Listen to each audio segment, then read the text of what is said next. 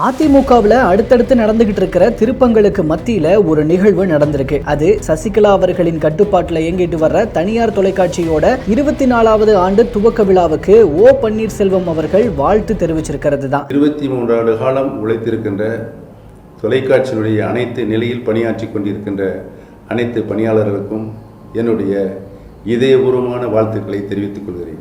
அதிமுகவின் அதிகார தலைமைக்கான சட்ட போராட்டத்தில் இறுதியா ஓ பன்னீர்செல்வம் தரப்பு வெற்றி அடைஞ்சாங்க. அதைத் தொடர்ந்து எடப்பாடி பழனிசாமி அவர்களின் தரப்பு அந்த தீர்ப்பை எதிர்த்து மேல்முறையீடு பண்ணின நிலையில அந்த வழக்கு விசாரணை வியாழக்கிழமைக்கு ஒத்திவைக்கப்பட்டிருக்கு. இப்படியாக மோதல் இடைவெளி விட்டு தொடர்ந்துகிட்டே இருக்க சசிகலா வசம் இருக்கிற அதிமுகவின் முன்னாள் அதிகாரப்பூர்வ தொலைக்காட்சியோட ஆண்டு விழாவுக்கு ஓ பன்னீர்செல்வம் வாழ்த்து சொல்லி இருக்கிறதும் அதை அந்த தொலைக்காட்சியின் சிறப்பு காட்சியில ஒளிபரப்பி இருக்கிறதும் அதிமுக வட்டாரத்தில் பரபரப்பை ஏற்படுத்தி இருக்கு.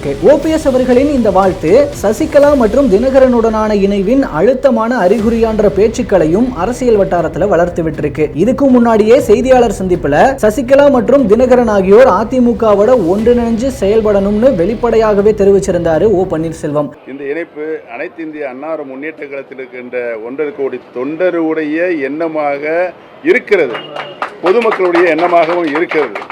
அதையடுத்த அவருடைய இந்த வாழ்த்து சசிகலாவுடனான இணைப்பின் அடுத்த கட்ட நகர்வுன்னு சொல்றாங்க அரசியல் நோக்கர்கள். அது மட்டும் இல்லாம ஓ பன்னீர்செல்வம், சசிகலா, தினகரன் ஆகியோரோட இணைப்பு நடக்கும் பட்சத்துல எடப்பாடி பழனிசாமி அவர்கள் தனித்து விடப்பட வாய்ப்பு இருக்குன்னு கருத்துக்களை சொல்றாங்க அரசியல் விமர்சகர்கள். ஒரு பக்கம் எடப்பாடியாரின் அணியினர் மேல்முறையீடு என்ற முயற்சிகளை பண்ணிக்கிட்டு வர, மறுபக்கம் ஓபிஎஸ், சசிகலா, தினகரன் அணிகள் சங்கமிக்கிறதுக்கான வேலைகள் நடந்துகிட்டு வரதாகவே பார்க்கப்படுற சூழல்ல ஒரே த்ரில்லர் சீக்வன்ஸாகவே இருக்கு அதிமுகன்ற தியேட்டர்ல.